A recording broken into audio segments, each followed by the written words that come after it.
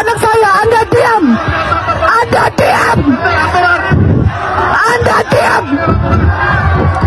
Kalau Anda masih berbicara dan tidak membiarkan saya mengatur mereka, saya akan suruh mereka terobos sekarang.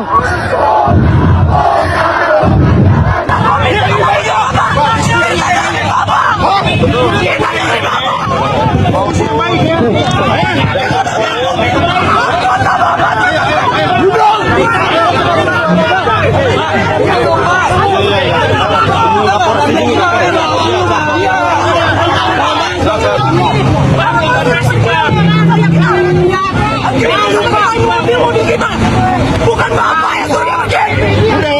Apa aturan memberikan kita? Kau bapak menghargai kita, memberikan kita. Apa aturan dengan melanggar, Pak? Ini mengganggu keamanan sekitar. Apa yang mengganggu Silakan keamanan, Pak Ketua, silakan kalian memberikan aspirasi dengan Pak. Tentu itu harapan kita ya, karena itu sebenarnya hak kita, dan tentu kita sudah belajar dari aksi sebelumnya ketika mereka memberikan alasan yang berganti-ganti, dan diantaranya adalah harus memberikan surat secara fisik. Di aksi yang kali ini kita sudah memberikan surat secara fisik, dan sekarang kita masih nggak boleh ke Bundaran HI.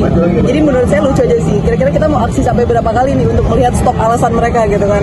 Jadi kita sangat kecewa karena pada akhirnya kita tetap tidak bisa gitu ya, berarti mereka tidak berkomitmen juga dengan alasan sebelumnya.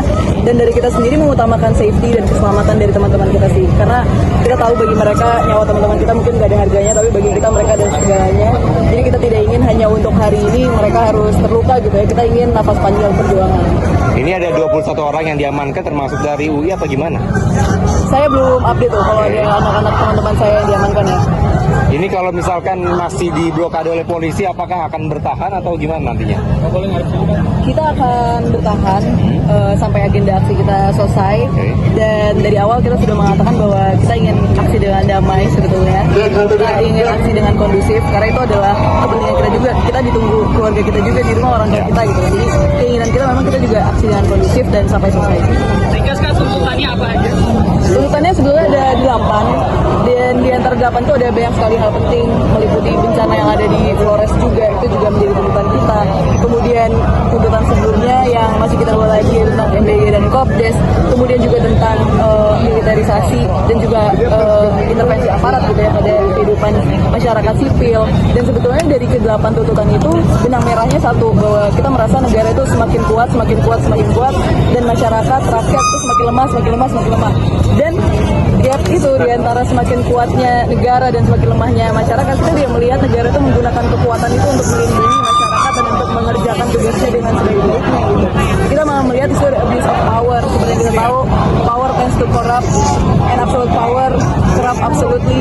Jadi itu yang sebenarnya tidak ingin terjadi gitu. Kita tidak ingin terjadi, dan kita ingin masih bisa mungkin ini menjadi awareness bersama gitu. Bahwa benang merahnya adalah negara harus tahu bahwa mereka harus bisa mempertahankan keseimbangan demokrasi yang harus mereka jaga gitu. Jangan sampai mereka merusak keseimbangan demokrasi, mereka merusak keseimbangan alam, dan ketika kerusakan terjadi mereka menyalahkan orang yang berteriak-teriak atas kerusakan itu gitu. Itu sih yang sebenarnya ingin kita Aksi demonstrasi yang dilakukan oleh Badan Eksekutif Mahasiswa Universitas Indonesia BEM UI yang hari ini akan dilaksanakan di Jakarta.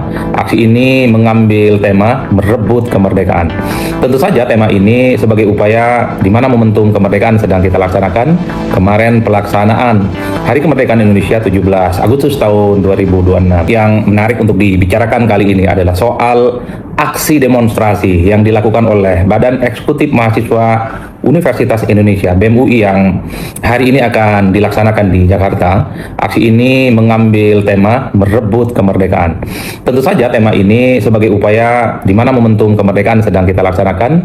Kemarin pelaksanaan Hari Kemerdekaan Indonesia 17 Agustus tahun 2026. Banyak sekali spanduk-spanduk yang sepertinya dibuat oleh kawan-kawan UI yang bertuliskan nada-nadanya yang kemudian memberikan kritik secara terbuka terkait dengan kekuasaan hari ini.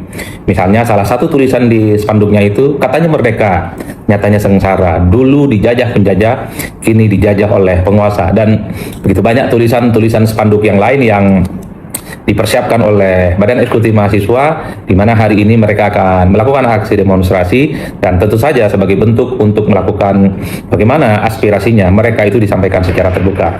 Dalam konteks itulah wajar kalau kemudian pada hari ini tentu saja aksi demonstrasi yang dilakukan oleh BEM UI itu menjadi spotlight, kemudian happening, dan tentu saja cukup ramai diperbincangkan oleh publik. Saya kira pemicunya ada beberapa hal. Pertama, tentu ini yang dilakukan oleh kawan-kawan BEM UI adalah sebagai bentuk partisipasi politik. Kita tahu partisipasi politik itu adalah soal kebebasan untuk menyatakan pendapat di muka umum, memberikan pendapat secara terbuka, dan tentu saja pendapat-pendapatnya ini disampaikan secara terbuka di alam demokrasi itulah dijamin dan cukup. Assalamualaikum warahmatullahi wabarakatuh. Teman-teman semua, izinkan saya berbagi pandangan. Saya mengikuti dengan seksama apa yang sedang terjadi di negeri ini. Dan terus terang kondisinya tidak baik-baik saja.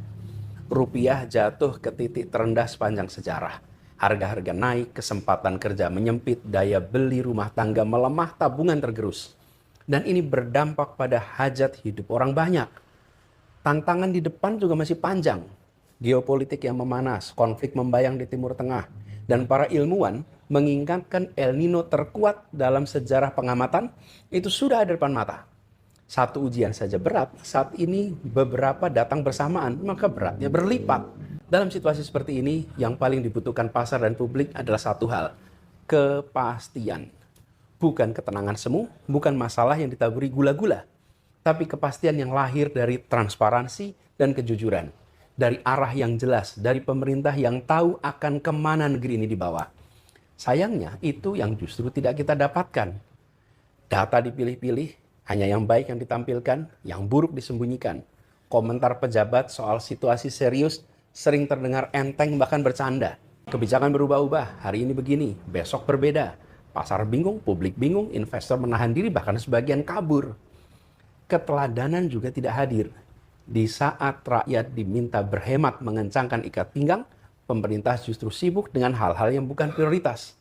Pemborosan di atas, pengetatan di bawah. Ini tampak sebagai ketidakpekaan. Peringatan sudah datang dari mana-mana. Dari ekonom dalam negeri, dari lembaga keuangan internasional, dari media-media nasional dan internasional yang mengamati Indonesia. Tidak mungkin mereka semua keliru bersama-sama di saat yang sama. Ini yang dipertaruhkan adalah hajat hidup ratusan juta orang. Maka situasi ini harus diperlakukan dengan keseriusan yang sepadan. Oleh karena itu saya mengajak kepada pemerintah, berhentilah memberi obat tidur kepada publik. Buka data apa adanya. Sampaikan masalah dengan jujur. Berikan arah kebijakan yang jelas dan konsisten. Pimpin secara solid, ajak, dan dari atas sampai bawah. Itu yang menenangkan pasar, dan itu yang akan menenangkan rakyat. Lalu kepada teman-teman semua, bersiaplah. Suka tidak suka, masa-masa berat masih ada di depan kita. Tekanan ekonomi belum reda, cuaca ekstrim akan hadir dan menerpa, dan dunia di luar sedang bergolak. Tentu kita tetap harus optimis bahwa kita akan bisa melewati itu semua. Asal kita berjalan dengan mata terbuka, bukan dengan ilusi yang dibuat-buat. Kita pasti bisa, tapi syaratnya satu, serius. Mari kita serius mengurus bangsa ini. Terima kasih. Assalamualaikum warahmatullahi wabarakatuh. Halo teman-teman, jumpa bersama saya di Politik Dangi. Ini semakin menarik teman-teman. Kalau kita melihat video di depan, bagaimana keberanian Fatimah Az-Zahra, ya, mahasiswa Universitas Indonesia atau jabatannya di BEM itu adalah Wakil Ketua BEM teman-teman.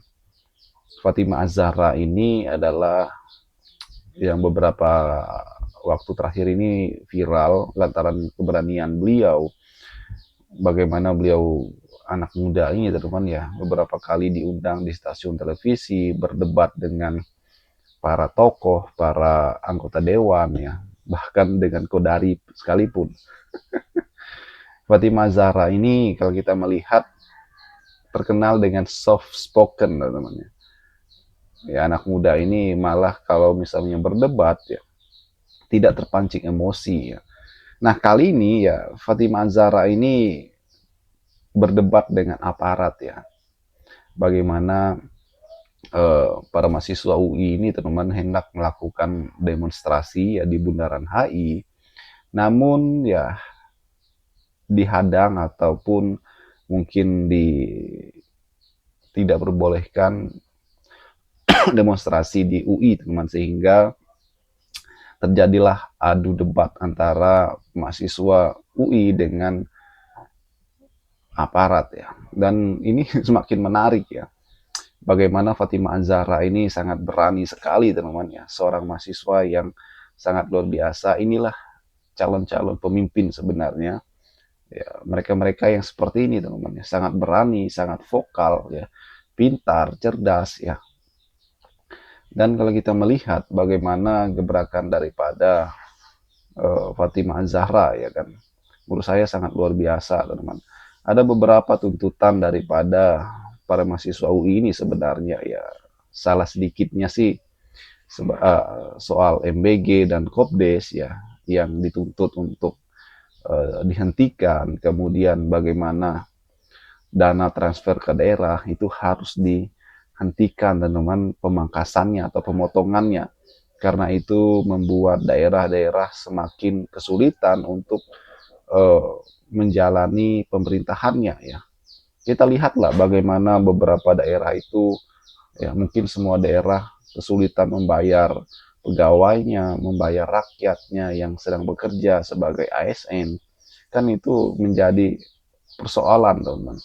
Dan inilah yang kita lihat ya, daripada tuntutan-tuntutan yang dituntutkan oleh mahasiswa-mahasiswa UI ini.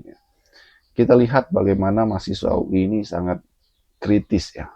Sangat-sangat luar biasa teman-teman. Bagaimana menurut kalian? Kita diskusi di kolom komentar ya.